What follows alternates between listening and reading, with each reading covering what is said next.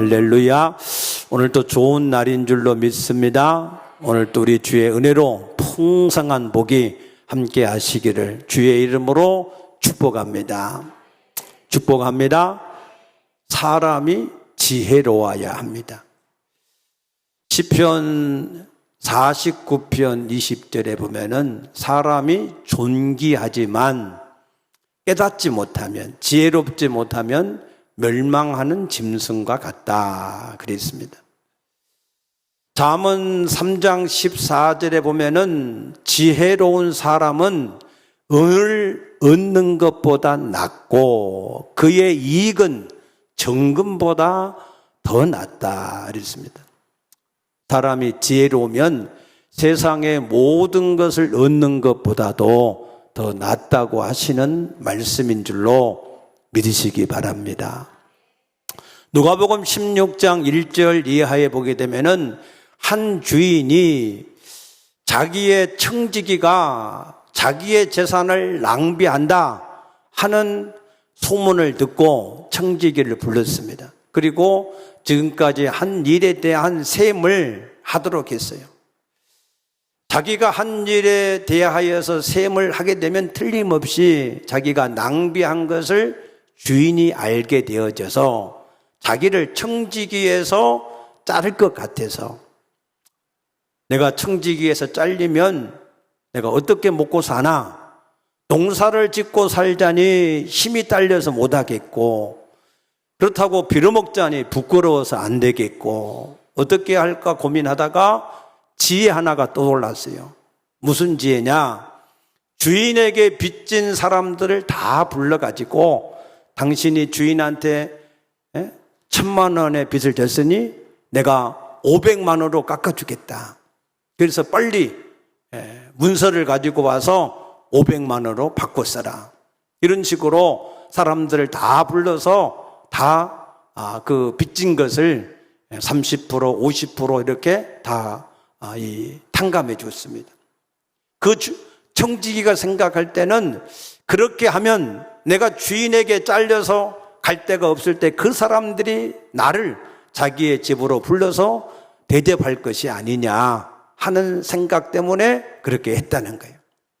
주인이 그 악한 청지기지만 그 하는 일이 지혜로운 것을 보고 그 지혜를 칭찬했다 그랬습니다. 물론 이것은 세상 사람들의 지혜를 말하는 겁니다. 예수님의 말씀은 그러므로 너희가 세상에서 가지고 있는 재물을 여러분들이 그것을 다 동원해서 참된 친구인 예수를 사귀라는 거예요. 그러면 그 모든 재물이 너희에게 없어질 때 그가 너희를 그 하나님의 나라로 인도하실 것이다 라고 하는 말씀을 하시기 위해서 하신 말씀입니다. 그래서 우리가 모든 일을 할 때에 지혜로워야 됩니다. 바르게 모든 것을 깨닫고 우리가 해야 될 줄로 믿으시기 바랍니다. 그 지혜는 모든 상황을 정확하게 분석을 할 수 있습니다. 모든 일을, 상황을 정확하게 분석하면 그 일에 대한 대책을 바르게 세울 수가 있어요. 그래서 그 대책을 바르게 세우면 그 문제는 금방 해결이 될 줄로 믿으시기 바랍니다. 여러분, 교회는 사랑의 공동체입니다. 아멘입니까? 주님이 교회에 주신 계명이 뭐냐? 새 계명을 너희에게 주노니 내가 너희를 사랑한 것처럼 너희가 서로 사랑하라 하는 계명을 주셨습니다. 그래서 교회는 사랑의 공동체지 우리가 일하기 위해서 모인 공동체가 아닌 것을 믿으시기 바랍니다. 그래서 우리가 열심히 교회에 와서는 강한 자가 약한 자의 약점을 감당해 주고 서로 위로하고 권면하고 받아주고, 그래서 만나면은 기쁘고 즐겁고, 할렐루야. 그게 교회예요, 그게. 그래서 교회에는 무슨 일을 하다가 그것 때문에 낙심하거나 시험에 들거나 그것 때문에 힘들거나, 그것은 본질을 버린 거예요, 본질. 에베소서 교회, 요한계시록 2장에 나오는 에베소서 교회가 있습니다. 이 사람들은 일을 열심히 했어. 무슨 일을 열심히 했냐? 니골라당, 이단, 그들을 쳐내고 그들로부터 지키고 싸우는 일을 잘했어요. 예수님도 니골라당을 미워했어요. 그런데 내가 교회의 본질인 사랑을 잊어버렸으니 그 사랑을 빨리 찾아서 회복하지 않으면 내가 너희를 떠나가겠다는 거예요. 촛대를 옮기겠다는 겁니다. 왜? 본질을 잃어버렸으니까. 그러므로 우리 교회는 하나님이 말씀하신 본질대로 서로 사랑하는 교회, 성도들이 서로 사랑하는 마음이 가득해서 만날 때마다 기쁘고 즐겁고 감사가 넘쳐나는, 할렐루야. 그래서 교회에 와서는 새로운 힘을 얻고, 교회에 와서는 위로를 받고, 교회에 와서는 즐거움을 회복하고, 그렇게 할 수 있는 공동체. 그게 또한 가정이에요, 가정. 가정에서도 하나님이 아담의 약한 것을 돕기 위해서 하와를 붙여줬잖아요. 그러니 가정에서도 마찬가지로 위로를 받고 힘을 얻고 안식을 하고 힘을 얻고 그래서 힘을 얻어서 나가는 거예요. 일은 하나님이 하십니다. 아멘입니까? 가정이 평안하시길 축복합니다. 가정에 서로가 사랑하기를 축복합니다. 그래서 가정에 오고 싶지.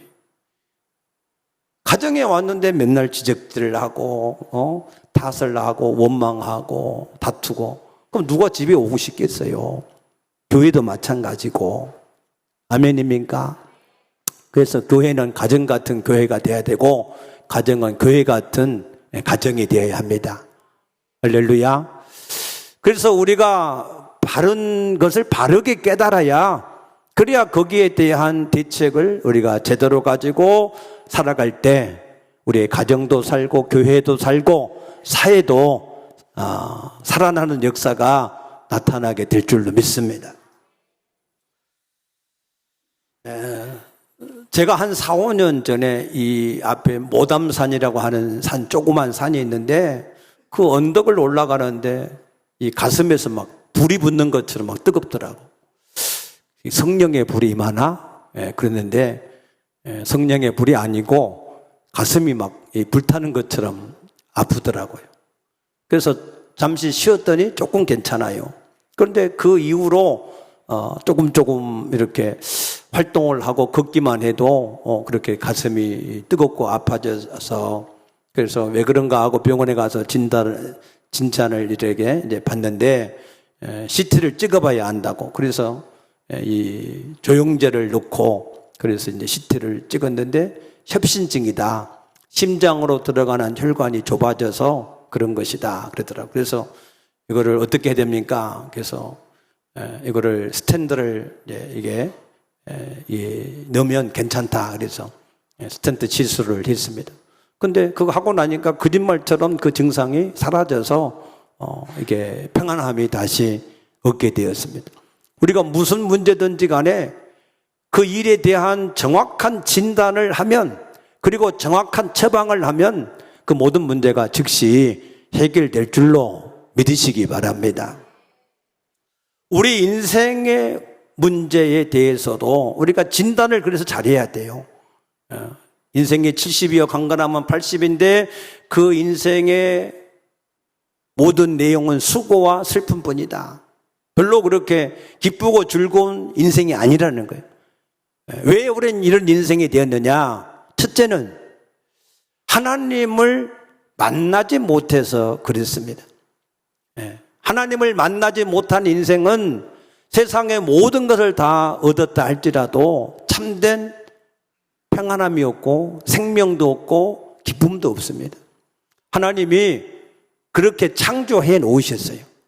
창세기 1장 11절에 보게 되면은 모든 나무는 흙에서 살게 하셨고, 20절에 보면은 모든 물고기는 물속에서 살게 하셨고, 27절에 보면은 사람은 하나님의 형상과 모양대로 지어서 하나님과 함께 살게 한 줄로 믿으시기 바랍니다. 나무가 흙에서 뽑혀지고 물고기가 물에서 건져졌는데 어떻게 평안할 수 있겠습니까? 어떻게 즐거울 수가 있겠습니까? 점점 고통스럽다가 죽을 수밖에 없는 것처럼 하나님을 떠나버린 인간은 이 땅에서 수고하고 고통 속에서 살다가 영원한 불못인 지옥에 던져질 수밖에 없는 사실을 깨닫게 되시기를 바랍니다. 그것을 모르고 사람들은 지식을 쌓아보고 경건을 쌓고 모든 종교를 동원합니다. 그러나 그것 가지고 안 됩니다. 오직 우리의 죄를 사함받고 하나님을 만날 수 있는 길은 우리 주 예수 그리스도 외에는 다른 길이 없는 것을 믿으시기 바랍니다. 아멘입니까? 천하의 다른 구원 얻을 이름을 우리에게 주신 적이 없다. 안 돼요. 지식도 안 되고 경건도 안 되고 모든 종교도 안 됩니다. 헛되고 헛될 뿐입니다. 오직 예수 외에는 다른 길이 없음을 확신하시기 바랍니다. 그런데 문제는 그 예수를 통해서 하나님을 만났는데도 불구하고 계속해서 문제가 반복되고 또 문제가 계속 생긴다는 거예요. 그것은 왜 그런가? 그 이유는 하나님과의 관계에 있습니다. 관계. 오늘 여기 16장 7절에 보면은 사람의 행위가 여호와를 기쁘시게 하면 그 사람의 원수라도 그와 더불어 화목하게 하시느니라. 믿습니까?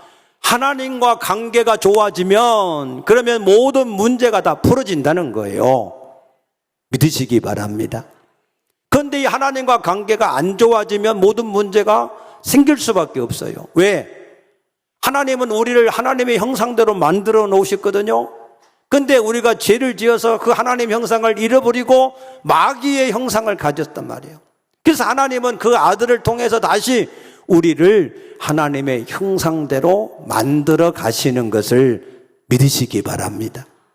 그래서 우리를 다시 하나님 형상으로 회복해서 다시 하나님의 모든 복을 주시기 원하고 하나님이 우리를 하나님의 선한 일을 행하기에 합당한 능력 있는 사람으로 세우셔서 하나님의 일을 하시기를 원하고 계십니다. 있습니까? 그래서 하나님은 이 잠언 16장을 통해서 우리에게 강조하는 말씀이 3번이나 나오고 있어요. 그 강조하는 말씀이 뭐냐? 잠언 16장 1절에 마음의 경영은 사람에게 있어도 말의 응답은 여호와께로부터 나온다. 사람이 마음속으로 내가 이렇게 저렇게 살겠다 그래도 그 일의 결과는 하나님이 주관하신다 그 말이고, 9절에 사람이 마음으로 자기 길을 계획할지라도 그 걸음을 인도하시는 이가 하나님이다. 아무리 내가 이쪽으로 가고 싶어도 하나님께서 허락하셔야 갈 수 있는 것이지 하나님이 허락하지 않으면 안 된다는 거예요. 33절에 사람이 제비를 뽑지만은 모든 일의 작정은 여호와께로 말미암는다 그랬습니다. 있습니까? 네. 모든 일의 주권은 하나님께 있어요. 한 나라가 흥망성쇠하는 것도 하나님의 주권 아래 있고 한 개인이 살고 죽고 모든 기륭화복이 오직 하나님의 주권 아래에서 이루어지고 있는 것을 깨닫게 되시기를 축복합니다. 어느 정도로 하나님이 간섭하시냐? 마태복음 10장 29절에 보면은 참새 2마리가 한 아사리온에 팔리는 겁니다. 근데 그 중에 한 마리라도 하나님께서 허락하지 않으면 팔려지지 않는다. 그런데 하나님은 참새 한 마리 한 마리를 하는데 우리 인간에 대해서는 우리 인간 한 사람 한 사람을 간섭하는 게 아니에요. 우리 인간에 대해서는 머리카락 하나까지 세신 받으신다. 아멘입니까? 그 정도로 우리를 세밀하게 간섭하시고 주관하셔서 인도해 가신다라고 하는 사실을 믿으시기 바랍니다. 그래서 욥은 고백합니다. 욥기 23장 10절에 나의 가는 길을 오직 그가 아시나니 그가 나를 단련하신 후에는 내가 정금같이 나오리라. 하나님이 우리를 인도하시는데 단련하시는 거예요. 하나님 쓰시기에 좋게 하나님의 복을 받을 수 있는 그런 사람이 되도록 우리를 연단하시는 겁니다. 그래서 결국에는 우리를 어떻게 하실까요? 정금같이 나오게 하셔서 가장 복되게 하시는 줄로 믿으시기 바랍니다. 그래서 하나님이 우리를 향하신 뜻은 분명해요. 에레미야 29장 11절에 내가 너희를 향한 내 생각을 내가 아는데 재앙이 아니라는 거예요. 평안이라는 겁니다. 너희의 미래의 소망을 주기 원하는 것이라는 겁니다. 한마디로 말해서 우리를 잘 되게 하기를 원하는 것이 하나님의 우리를 향하신 뜻이다. 왜 그렇습니까? 이사야 9장 6절에 그는 우리의 영존하시는 아버지. 아멘. 우리의 필요를 위해서라면 그 아들도 내어주시고 우리의 연약함을 돕기 위해서라면 그 성령도 우리와 함께하게 하시고 우리의 모든 필요를 위해서는 아들과 함께 모든 것을 우리에게 주기를 원하시는 아버지. 그분이 바로 우리 아버지 하나님이신 것을 믿으시기 바랍니다. 그것은 여러분이 스스로 부모가 된 사람은 아실 거예요. 부모의 소원은 뭡니까? 부모의 소원은 앉으나 서나 일어서나 이게 서 있으나 자나 깨나 뭐예요? 남북 통일입니까? 자식이 잘 되는 거, 자식이 평안하고 잘 되고 행복한 거, 그게 부모의 소원 아닙니까? 맞습니까? 하나님 우리 아버지니까 아버지. 하나님이 아버지인 사람만 아멘 하십시오. 그 하나님이 우리 아버지, 내 아버지, 여러분의 아버지. 그래서 하나님은 우리에게 범사에 감사하라. 이는 그리스도 예수 안에서 너희를 향하신 하나님의 뜻이다. 우리가 항상 이 범사에 감사하게 사는 것, 행복하게 사는 것, 그것이 하나님이 우리를 향하신 뜻인 줄로 믿으시기 바랍니다. 그래서 하나님은 이런 분명한 목적을 가지고 우리를 인도해 가시는데 하나님의 절대 주권을 가지시고 인도하신다는 거예요. 그래서 장 칼뱅이라고 하는 사람은 기독교 강요라고 하는 책에서 하나님의 절대 주권을 설명했습니다. 절대 주권. 하나님은 세상의 모든 우주 만물을 창조하시고 그 모든 것을 하나하나 주관하신다라고 하는 거예요. 그래서 이 세상에서 어떤 일이 일어나도 하나님은 당황하지 않으세요.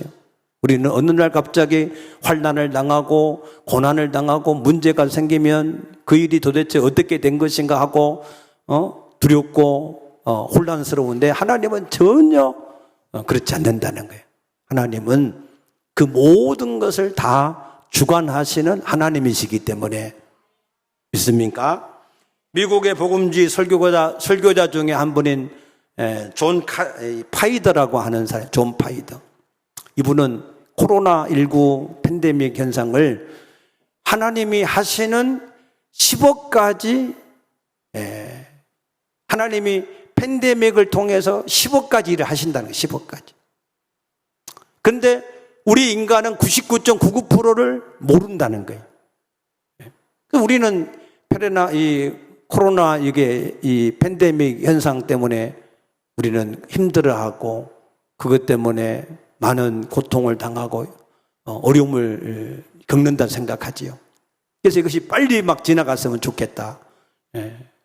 우리는 그렇게 생각하지. 그런데 하나님은 그 일을 통해서 하나님의 놀라운 일들을 이루어 가신다는 거예요. 믿습니까?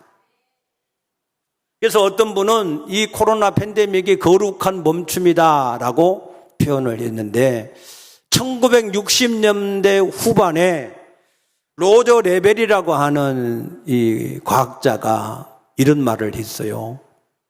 지금 우리 인류가 쏟아내고 있는 이 이산화탄소는 우리 지구촌이 감당할 수 있는 한계를 벗어났다는 거예요. 우리 인간들이 쏟아내는 이산화탄소, 그것으로 인하여서 점점 지구촌의 온도가 높아져 가는데 그걸 식힐 수 있는 우리 지구촌의 능력이 벗어났다는 거예요. 능력을 벗어나요. 이게 자정이 안 되는 거예요. 그러니까 점점 이 지구촌은 이제 온난화 현상이 생길 수밖에 없다는 겁니다.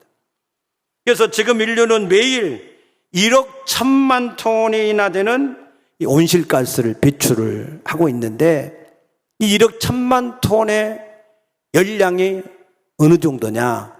히로시마에 떨어졌던 원자폭탄의 50만 배나 되는 열량이라 그랬어요.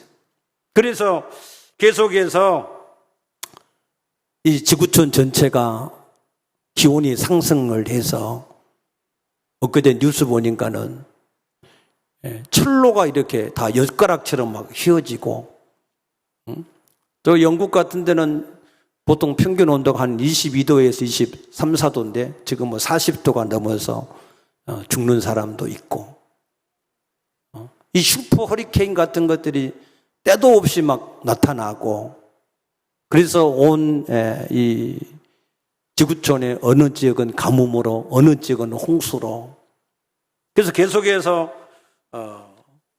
엄살을 앓고 있다는 겁니다. 산불은 또 계속해서 생기고, 더 기온은 또 높아져 가고, 그래서 해수면은 계속해서 상승을 하고 있고, 그런 상황에 지금 계속해서 되고 있는 게 지금 우리의 현실입니다.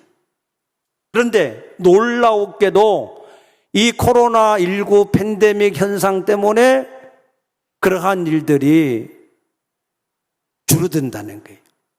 비행기도 멈추고, 배도 멈추고, 공장들도 멈추고, 그래서 이 지구촌 전체가 조금씩 살아난다는 겁니다. 믿습니까? 스모그로 악명이 높은 인도의 뉴델리, 거기도 밤하늘에 다시 별들이 보이고, 중국 북경에 가보신 분은 아시겠지만 거기 스모그 현상이 대단해요. 저는 연길 이쪽으로 다녀서 보면 그 쾌쾌한 연탄 이 가스, 석탄 가스, 이게 아주 냄새도 쾌쾌하고 그냥 연기가 자욱할 정도로, 그 정도 심한데 지금 북경 하늘이 굉장히 맑아지고, 뉴욕도 대기 오염도가 50%로 줄었고, 이탈리아 베네치아 운하도 맑아져서 거기에 물고기들이 헤엄치는 것을 볼 수 있다고 그럽니다.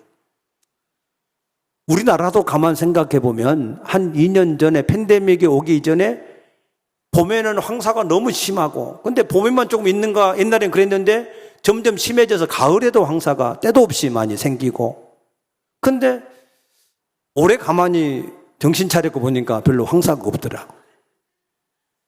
그렇죠? 여러분 올해 황사 고생했습니까? 별로 기온 때문에 고생 안 하셨지요? 이런 이 황사 때문에? 굉장히 많이 맑아졌구나. 아멘입니까?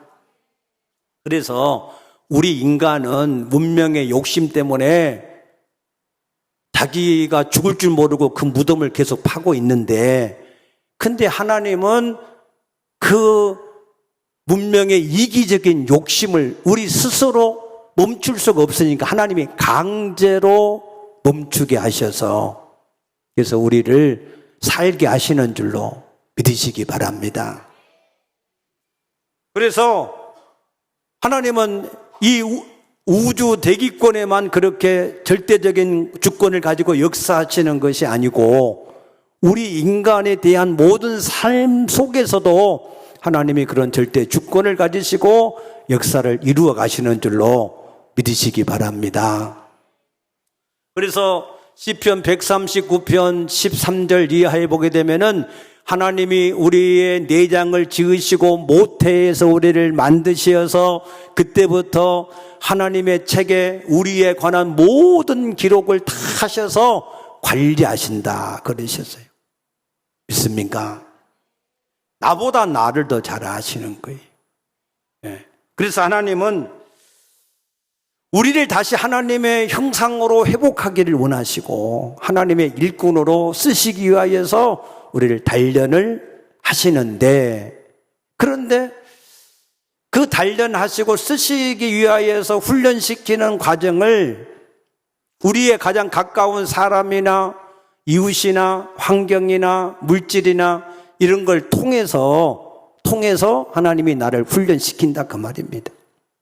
그래서 우리는 생각하기를 하나님이 나를 훈련시키기 위해서, 단련시키기 위해서 저 사람을 통해서 일을 하시구나. 내가 하나님 앞에 변화되기 위해서 저 사람이 고생을 하는구나. 그렇게 깨달아지는 게 정상이고 정답인데 우리는 그렇게 안 깨달아진다는 거예요. 하나님이 나를 새롭게 하기 위해서 그렇게 나를 훈련시켜 간다 그렇게 안 하고 저 사람 때문에, 내 부모 때문에, 자식 때문에, 남편 때문에, 아내 때문에, 이웃 때문에, 교회에 오면은 저 사람 때문에, 누구 때문에. 그러니까 진단이 잘못돼. 진단이 잘못되니까 거기에 대한 대책이 안 세워지잖아요. 그러니까 계속해서 문제가 끊임없이 생기는 거예요. 하나님을 만난 사람은 하나님과 관계만 잘 되면 원수라도 어떻게 해요? 화목하게 하신다. 믿습니까? 잘 보세요. 요셉을 봐보세요. 형들이 요셉을 팔았어. 근데 요셉은 형들이 왜 나를 팔았냐?